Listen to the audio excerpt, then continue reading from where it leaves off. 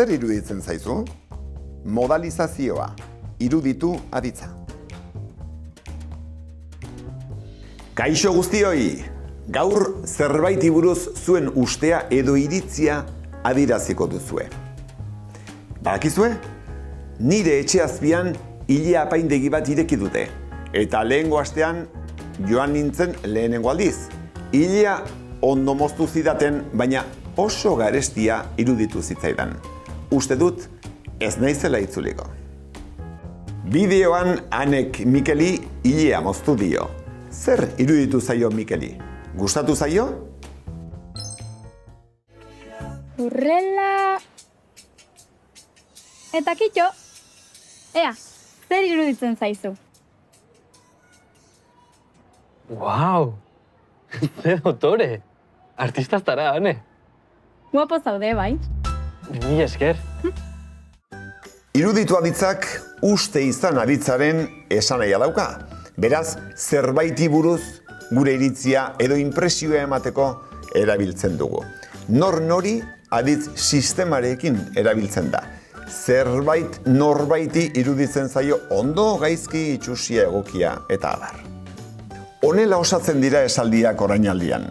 Aditz nagusia gehi aditz laguntzailea nori sisteman orainaldian. Adibidez, ilea ongi moztu dizudala iruditzen zait. Nori erabiliko dugu. Zer iruditzen zait? Ilea ongi moztu dizudala. Nori iruditzen zaio? Niri. Eta lehen aldian, aditz nagusia gehi aditz laguntzailea lehen aldian nori sisteman. Adibidez, atzoko pelikula oso ona iruditu zitzaidan. Ezezko esaldietan ere gainerako aditzen antzera erabiltzen da iruditu aditza. Lehenengo ez partikula, aditz laguntzailea nori sisteman, adverbio edo adjektiboa eta aditz nagusia. Adibidez, ez zait ongi iruditzen fakultateko tabernan musika ozen jartzea. Ez zitzaizuen egokia iruditu irakaslearen jarrera. Lagundu hutsuneak betetzen. Ilea moztea erraza iruditzen zaizue zuei. Niri ez zait ongi iruditzen fakultateko tabernan musika ozen jartzea. Zinera joatea proposatu nien lagunei, eta plan polita zela iruditu zitzaien. Ez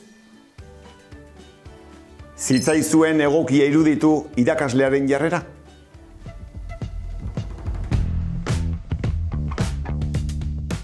Iruditu aditza orainaldian.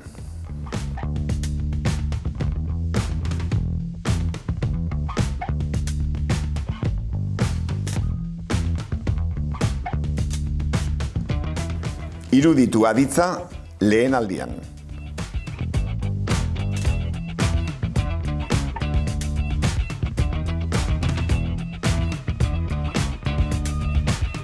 Iruditu aditza ezezko esaldietan.